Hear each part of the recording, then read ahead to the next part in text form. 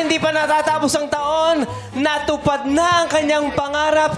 Hindi lang para sa kanyang sarili dahil bit-bit niya ang watawat ng Pilipinas na iwinawagayway niya sa The Voice US Season 26. Eto na po siya, makakausap natin live na live. OMG! Via video call. Walang iba kundi ang TNT Year 2 Grand Finalist na ngayon ay tinanghal na The Voice USA Season 26 Grand Champion! Sofronio Vasquez! Hi, Sof! Hello po. Hi po. Hello, madlang people. Hello po sa inyong lahat. Congratulations! Madlang people si Sofronio! Anong oras na dyan, kuya? 8 p.m. na dito. 8 p.m. 8 p.m. na pala dyan! Champion! Pwede mo bang batiin ang ating madlang people ng What's up, madlang people? Oh my God. What's up, madlang people? Grabe! Oh. Sofronio, kamusta ang pakiramdam na ikaw ang champion na kauna-unahang Asian champion sa The Voice? Yes. Anong feeling doon, Sofronio? Napaka-emotional po ng naging panalo ko kagabi. At actually, ngayon po nanginginig po ako bang sinishare sa inyo kasi parang pangarap ko lang po dati. Proud po ako na nagsimula ako sa Tawag ng Tanghalan kasi Tawag ng Tanghalan at It's Showtime yung unang naniwala sa akin. Welcoming lahat dito ay very, very proud sa iyo. Di ba, madlang people? Yes! Kwentuhan mo naman kami yung journey mo sa The Voice.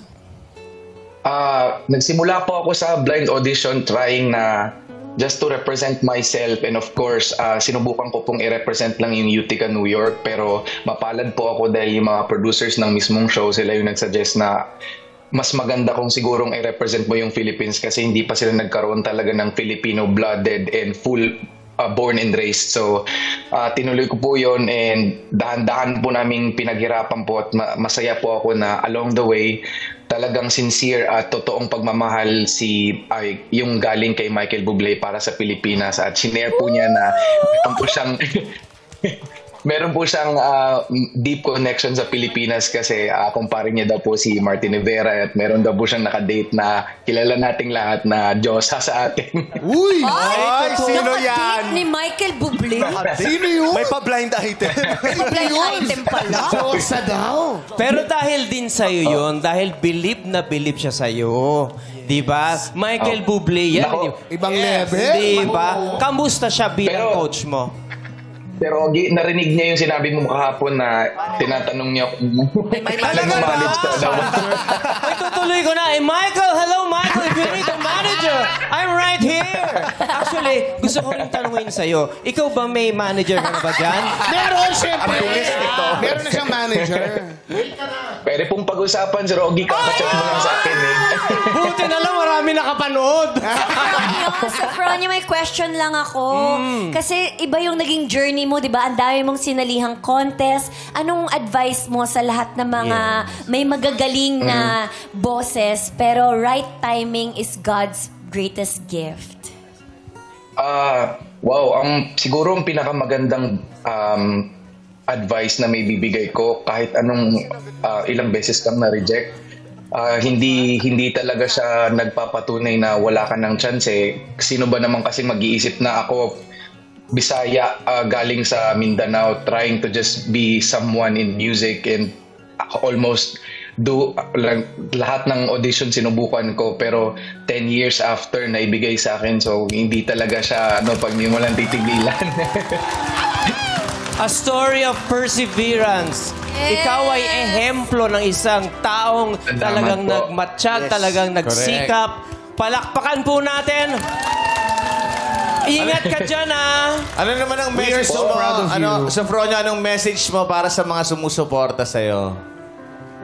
Gusto ko lang sa lahat po ng Pilipino, sa lahat ng ating madlang people, sa lahat po ng mga Filipino-Americans na naging malakas sa kanila po lahat. Maraming salamat po dahil pinatunayan po natin na kahit dito sa Amerika po hindi pwedeng talunin yung lakas, sipag at pananampalataya ng isang Pilipino kasi talaga kahit saan namamayagpag po tayo.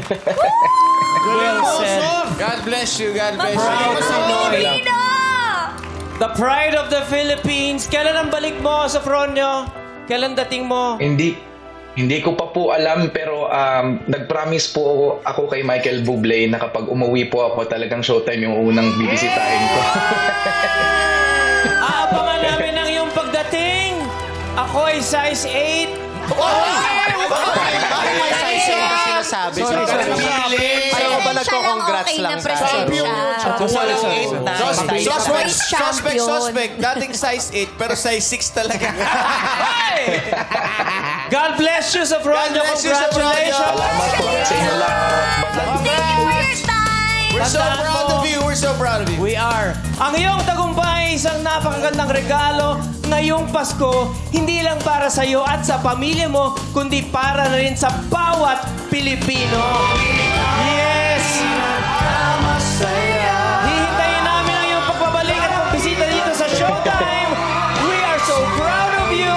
Madlang Peoples of Ronjo Vasquez, The Voice USA Season 26 winner. Maraming salamat sa Ronjo. Congratulations!